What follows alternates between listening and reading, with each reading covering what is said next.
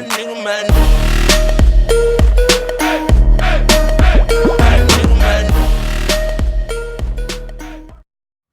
up, ladies and gentlemen, boys and girls, how you doing today? My name is KZN, guys, and today I am going to show you how to change the processor on your motherboard. Now, most motherboards do have the same way of detaching the processor and putting it back in.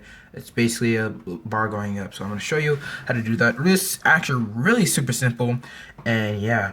Now, I took off the fan cover for this. Actually, here's the fan. The fan that go in this, and I took the brackets off. So basically, the fan will go on here. Actually, it will go this way. The fan will go right here with the screws right there. You screw it back on, and then you'll use the tool locking tools. And this is for AMDs only. And I believe Intel processors are different, if I'm correct. Alright, guys. So since I have my fan out, we can get started. But first, let's go over the motherboard real quick. If you're not familiar with the motherboard, you got 4 RAM slot cards. Basically, most PCs come default with 4 RAM slot cards. You got your GPU slot, your connectors for audio, USB, Ethernet, more USBs, and video outputs to your monitor. Power supplies from the power supply, and just other stuff, more complicated stuff that we'll get into more into the series. And guys, if you're not wondering, I am starting a new series of computer tech because I learned I am so interested in computers that I just know I'm actually thinking about building me one computer. So I was like, why not? If I'm going to build me one, why not? Alright guys, so let's get this video started. So first, most motherboards have the same way of detaching the processor. It's basically going to have a bar where you lift up, and then you're going to push forward. Especially on this motherboard, you're just going to push forward. You're going to hear clicking on this motherboard. But on other motherboards, or most motherboards, you'll hear the clicking too. And then what you're going to do after that, I recommend you using gloves for this so you don't get the processor dirty. But since this is just a motherboard I like to practice on, I don't care. And then all you're going to do is you're going to take out this processor, which I forgot the actual name of this processor. So that's why I'm not saying it, but that's how the processor looks like. Actually, if I can get a better view of it, guys, sorry. I'm multitasking right now.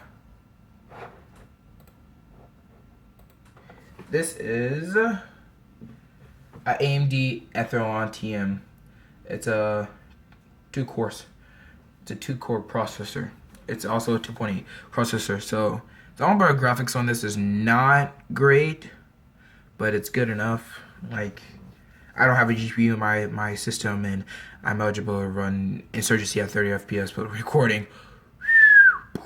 So I'm trying to get a GPU in my PC. So once you have the GPU out, GPUs are heavy a little bit, and you have your fan off, obviously, like I said earlier in the video. You're gonna take your new GPU. You're gonna take that GPU, put it back into the GPU slots, and I just made a mistake there. AMD GPUs have that little triangle right there, and there's also a triangle right there. So you want to just line those triangles up. It'll fit right in, and you close it. Just the same way like how you open it, except you push out and then close it in. And you'll take your fan, screw the brackets back on, and then use the tool sets to put it back on. This is for AMDs only with the two sets. Intel's, I believe, you have to use screws. And the only reason why I need I said to screw in the bracket is because I don't have the bracket on. But for AMDs, it is toolless because you use this and you just put it on the toolless slots, and you use this to tighten up the connector switch, guys.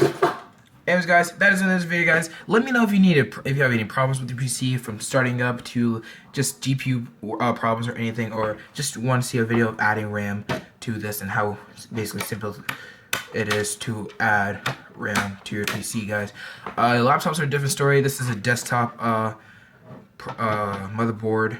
Laptop motherboards usually tend to be smaller, so it's honestly different. And RAM cards are probably that big, so it's half the size, and you probably get from a RAM card of a laptop probably a good 2 gigs, and there'll probably be.